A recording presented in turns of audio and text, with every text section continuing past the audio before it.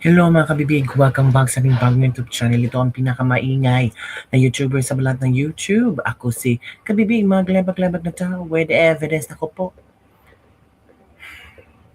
tuloy na tuloy ang pag-attend ng 18 ex-Marines sa Senate Blue Ribbon Committee. So it means tuloy na tuloy ito sa Webes. Yan ang bagong post ni Atty. Balingod.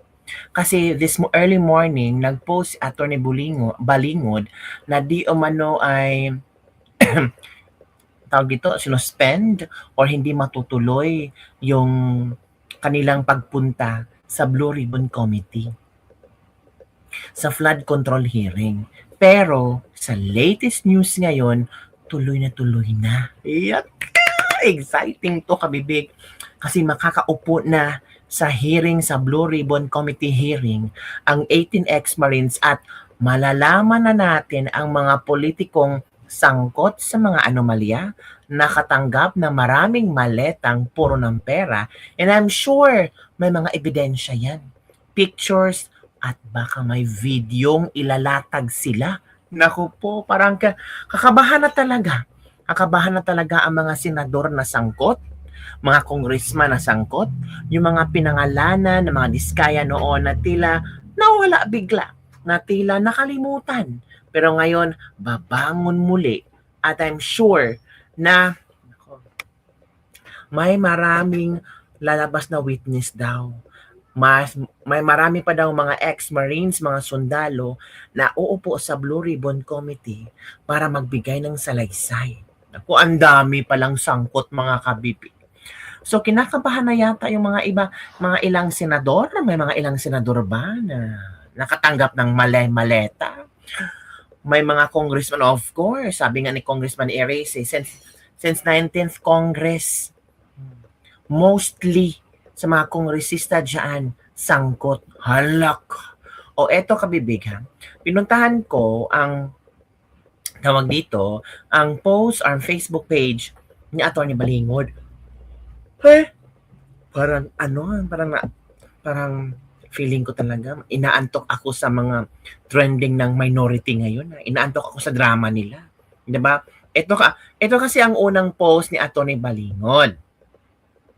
Mga kababayan, dito natin makikita kung ano ang pinagdadaanan ng ngayon ng naiwang institusyon na nagpupumilit maging independent ang ating Senado. Natanggap ko kahapon ang imbitasyon para sa pagdalo sa Brave 18 sa BRC sa June 4 para sa imbestigasyon kaugnay sa mali-malitang ninakaw na pera ng kabanang bayan. Ngunit binawi rin ito kagabi.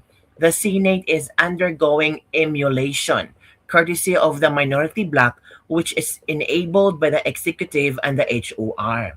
Si Estrada kahapon, si Villanueva, Escudero at Marcoleta ang isusunod. Nandiyan pa si Bongo.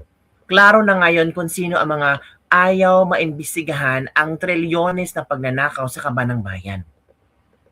Takot sila na sasabihin ni Adrian Bersamin, Amina Pangandaman at ang Brave 18 at iba pa.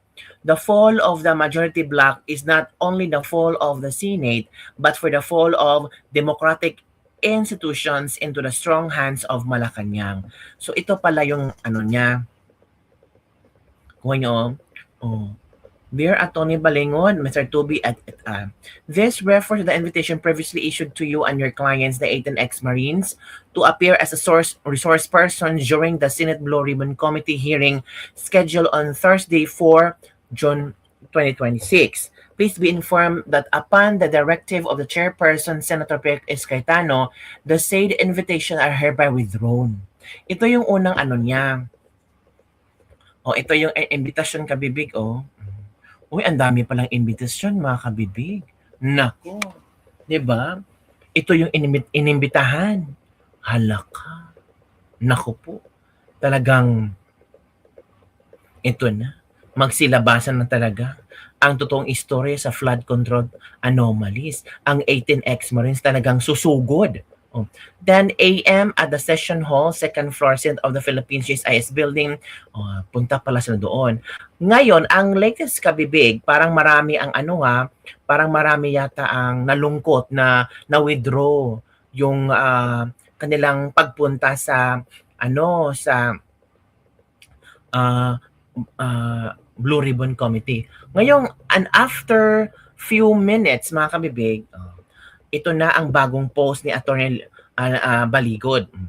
Mga kababayan, sa aking nakuhang impormasyon ay nag-aalala lamang ang ilang mga senador sa maaring panggigipit na gagawin ng administrasyon sa mga kasapi sa majority block ng Senado. Sa ngayon, nalaman ko na matutuloy ang investigasyon ng Blue Ribbon Committee sa pinakamalaking nakawan sa Kabanang Bayan. Ipanalangin po natin ang ating bansa at lahat ng mga senador na gustong maisiwalat at masapata na ang kasamaan ng ilang mataas na opisyal ng pamahalaan. So tuloy na tuloy pala kabibig. Tuloy na tuloy ang Blue Ribbon Committee. Nako.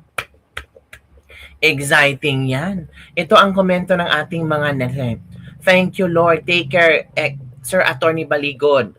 Dapat ipatawag na yung 18 Marines kasi baka wala ng chance.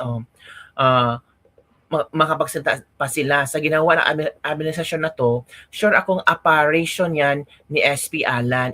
Iniisa-isa na ang majority block. Habang nakaupo pa si SP Alan, dapat marinig na nag-publish ang masabi ng Marines.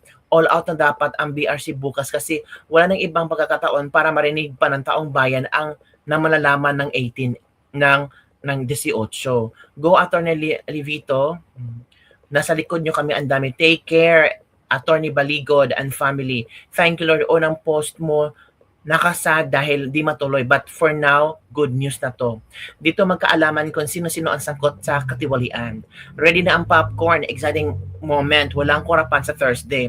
Ano kaya ang comment ni The Good One tungkol kay Jinggoy? Have you seen that movie? I wonder whose hand will air up, let go.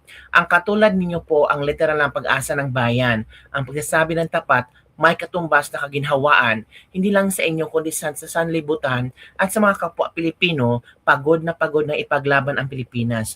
We are at your back. Our prayers will be your guidance. Bakit kaya walang mga artista, yung mga news reporter, na kung saan sinusuportahan ng 18 ex-Marines? Yun ang malaking tanong ko, bibig. Bakit tila hindi maingay ang mga artista tungkol sa 18 ex-Marines? Parang binaliwala. Bakit, di ba? Sa napansin ko, parang dead man sila sa 18 ex-Marines. Di ba, mga kabibig? Pero tuloy na tuloy, ha? Sabi nito, tuloy na tuloy. Ako po, mga kabibig, tuloy na tuloy pala. So, wag na tayong mag-alinlangan pa. Pero tuloy na tuloy na yan, ha? I'm so exciting. Sabi nga ni Senator Marcoleta, ito, sa isang sa programa niya, ito pala yung mga sinasabi ni Senator Marcoleta hinggil sa 18X, sa flood control ito. Nakita mo naman, ginagawa nila lahat. Ang magagawa nila, magpe-press con sila kung anong nilalabas sa social media. Kanya 3 araw lang yan, 1 week lang yan, makukuha namin uli yan. Hindi lamang siya pinapressure. Maski si Senator Joel, ganun din. Ako naman kasi, hindi na nila ako ma-pressure siguro. Kinasuhan nga ako, nag-imbento sila ng kasong plunder maski sa akin. Dapat mapansin ninyo, ang lahat ng ito'y ginagawa nila para wasakin nila yung 13. Ano ang magiging resulta niyan kapag nawasak yung 13? Eh di sila na uli. Ano ngayon ang mangyayari kapag sila na uli? Tatakpan na naman nila yung flood control investigation. Correct. Doon lang tayo napupunta rito eh. Ayaw nila na magpatuloy yun. Ang isang pinakamabuting paraan para sa ganon ay hindi na matuloy yun. Kinakailangan sila ang mayorya. Yun pala. Ito kasi kanina news to na binawi daw ni Atty. Baligod at 18. Pero so far, tuloy, sabi ni Atty. Baligod. Matapos Ito kabibig kay Senator Alan. ang dami po, may mga bishops, may mga business groups, may mga schools. Naglabas po lahat ng mga statement na kailangan independent, kailangan impartial yung impeachment. Sabi, Itong bagong majority will do many things, will manipulate, will have machinations, whatever, para itigil yung impeachment. Pero nakita niyo po, napakaayos, walang naging problema. So, yun po ang sasabihin kasi, impartial, ibig sabihin po, base sa ebidensya, tamang proseso. Ang problema po kasi sa ibang statement, na sa utak nila ay ang impartial convict na. O, ganun din sa kabila, yung sinasabing impartial ay acquit na. Wala pa nga home trial eh. So, hintayin natin ang trial at bantayan natin araw-araw. Pero nasaan po ang sense of truth? Doon po sa mga nag-issue ng statement na ngayon nakikita nilang tama ang pamamalakad at maganda at hindi issue po, maganda po ang takbo tungo doon sa impeachment, maganda ang schedule. Wala hong nag-statement na mali pala yung una nilang statement. Okay lang po yun. That's your right. Ang sinasabi ko lang po kung anong itatanim nyo, lalo po yung mga namumuno ng mga eskwelahan, binabantayan kayo, gayahin kayo ng mga bata. So dapat, pag tayo gumawa ng statement with integrity, with truth. Tama, mga kabibig. Tama ang sinabi ni... Ang dami po, may mga bishops. Tama ang sinabi ni Senator Alan Peter Cayetano. Kaya nga sabi ng iba, Senator Alan, mag-step up ka na. Huwag ka nang magpaano sa minority ba? Ang minority, iba ang plano nila eh. Iba ang kadramahan nila. So, Senator Alan Peter Cayetano, mag-step up ka na. Huwag ka nang magpaano ba? Huwag ka nang magpabulag ng unity kasi wala namang unity dyan. Wala talaga. Kaya go, Senator Alan Peter Cayetano, ikaw lang talaga ang pag-asa ng bayan na malaman namin kung sino talaga ang nasa likod. Kung sino talaga ang nasa likod ng anomalyang flood control project. Naku, paano yan? Magkalabasan na talaga ng totoong baho, mga kabibig. Pero ako, kabibig ha, feeling ko talaga ha, magkakaroon talaga ng Blue Ribbon Committee hearing at ma-invite talaga itong 18 ex-Marines, di ba? O, ito pa nga ang mga sinasabi ng 18 ex-Marines, di ba? Ito bakit takot ang ibang mga kongresista at mga politiko? Ito balikan natin. Pagkadawit ni De Lima sa listahan ng 18 ex-Marines, posibleng muling maungkat sa Blue Ribbon hearing, ay dapat lang. Bagamat mariing itinanggi ni Lele De Lima ang mga aligasyon laban sa kanya at naghain ng reklamong libel at cyber libel laban sa mga nagdawit sa kanyang pangalan, posibleng muling mabuksan sa nalalapit na paginin ang usapin ng kanyang pagkakasama sa listahan ng mga personalidad na umano'y tumanggap ng pera batay sa affidavit ng Brave 18. Dapat lang talaga. Dapat ilabas yan, di ba? Ilabas yung dapat ilabas ng mga kung sino man ang nakatanggap ng pera sa maleta. Maleta sa pera. Nakakahiya naman. Ito pa rin 6 medium-sized maleta na umano'y natanggap ni Tulfo, posibleng maungkat sa pagdinig ng Blue Ribbon. Bagamat mariing itinanggi noon ni Erwin Tulfo ang aligasyon at tinawag itong walang basihan, posibleng muling mabuksan na lalapit ng Blue Ribbon Committee hearing ang umano'y pagtanggap niya ng 6 na medium-sized na baleta kung ipapatawag at mapapayagang tumistigo ang mga miyembro na tinaguri ang Brave 18 na naglagda ng affidavit. Kailangan talaga yan. Kailangan, ito if you still remember yung statement ng 18 ex-Marines kay Tulfo, yan nandyan yan Saan ba yan? Medium-sized maleta sa iba't ibang mismong bahay ng isang taga-media. Marami dito mga kabibig. Paper bags and so on and so forth. Marami pala yung mga ginawa nila. Ito, ako si Gumban kasama sina Mark Tiksay at Henry Obina ay nag-deliver kay Senator Erwin Tulfo ng 6 na medium-sized maleta sa isang bahay sa Green Hills Subdivision. Ayan. So, pwede niyang pag-usapan mga kabibig. Kasi sa affidavit yan eh.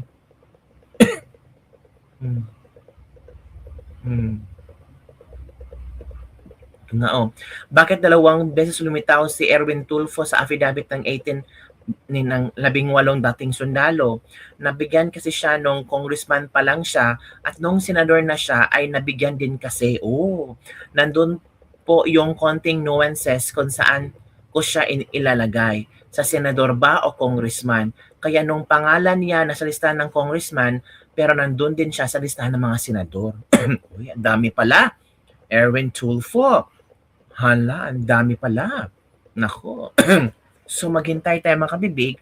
Sa latest news so far ay alam ni Atty. Baligod na mamimiligro yung ibang senador pero tuloy na tuloy ang Blue Ribbon Committee hearing. Yun ang kabibig ang ating Dislipag-Libag for today. Don't forget to like, subscribe, and share this video para sa mga trending news na ating pag-usap-usapan. Bye everyone! See you next time!